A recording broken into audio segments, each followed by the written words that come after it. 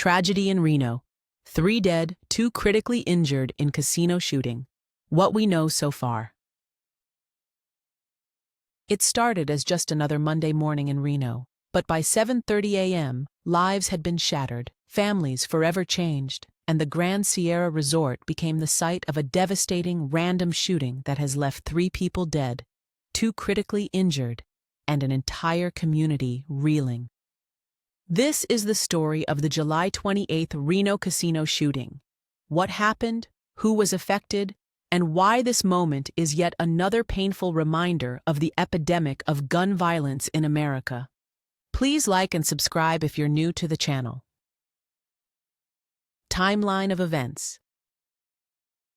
According to the Sparks Police Department, which is leading the investigation, the chaos began around 7:25 a.m. on Monday when an unidentified white male approached the valet area of the Grand Sierra Resort armed with a firearm.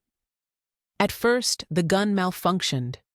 Witnesses reported the suspect manipulating the weapon, and then he opened fire on a small crowd gathered outside the valet area. 5 people were hit. 1 died on the scene, 4 others were rushed to the hospital, 1 more died later from their injuries. 2 remain in critical condition, and 1 has since been released. But the horror didn't end there.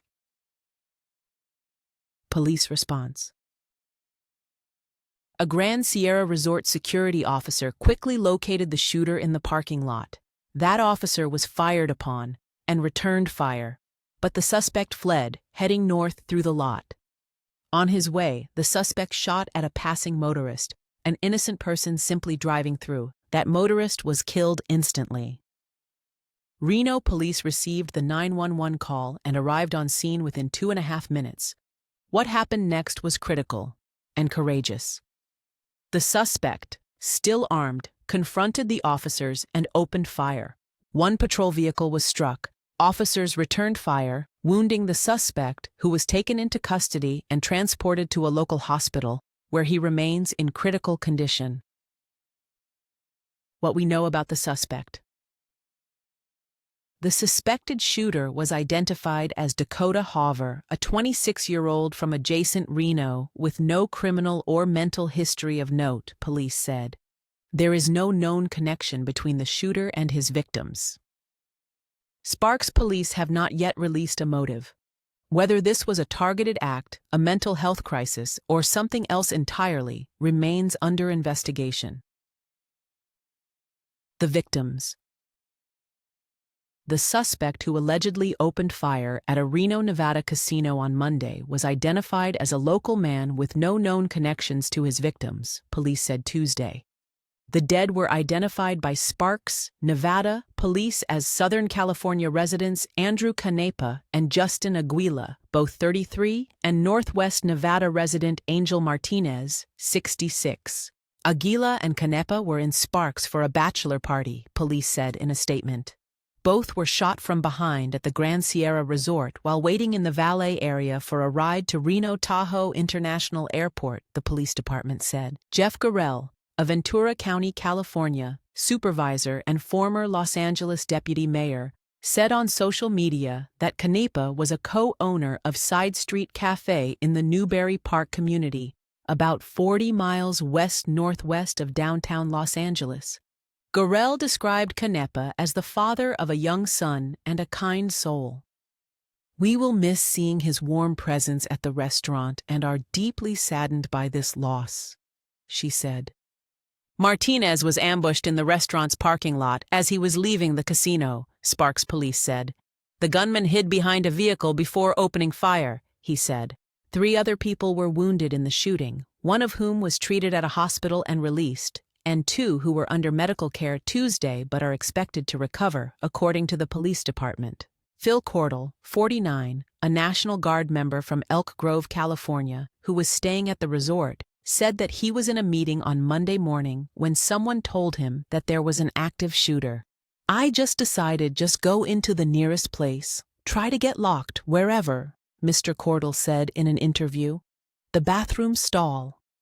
Suzanne Jones, 67, a retired nurse from Sacramento, said that she and her daughter, who is also a nurse, were in their rooms at the resort when an announcement was made over a speaker for people to shelter in place. They said to all guests something to the effect of, "You are safe," Ms. Jones said. "Just stay indoors, stay indoors." Leaders speak out. In a statement, Governor Joe Lombardo and First Lady Donna asked the public to pray for the victims and the first responders. Council member Devin Reese echoed what so many are feeling, writing, quote, "Reno is strong, but we are not immune to the epidemic of gun violence gripping this nation. We cannot accept this as normal, not here, not anywhere." Chief Catherine Nance emphasized community healing and accountability, saying, "Violence is not acceptable, especially in our public spaces. Everyone has a right to be safe here." Community and first responders. The coordinated response was swift and comprehensive. Reno Police, Sparks Police, Washoe County Sheriff's Office, Nevada Highway Patrol, Nevada Parks and Probation, the Reno Fire Department, and Emergency Medical Services all played a role in securing the scene and saving lives. One officer suffered minor injuries, likely from glass fragments. No other law enforcement injuries have been reported. Let's not forget, every time there's an incident like this, officers put their lives on the line, medical teams jump into action, and the entire community is tested. Where do we go from here? The Reno shooting is part of a troubling pattern, one we can't continue to ignore. Gun violence doesn't just affect cities or certain neighborhoods. It's everywhere. Movie theaters, schools, casinos, streets, suburbs. And although violence divides us, the pain of these moments unites us in grief and the desire to improve. What to do if you are in danger from an armed subject? In an active shooter situation, your immediate priorities are to evacuate if possible, hide if evacuation is not safe, and lastly, to fight as a last resort. Remain calm, silence your phone, and call 911 when safe. If you need to fight, use anything available as a weapon and act aggressively. First run, evacuate. If there is an accessible escape path, evacuate immediately. Leave your belongings behind to move quickly. Encourage others to leave with you, but don't let their indecision delay your escape. If possible, help others escape and prevent others from entering the area where the shooter is. 2. Hide. If evacuation is not possible, find a secure location out of the shooter's view, providing protection.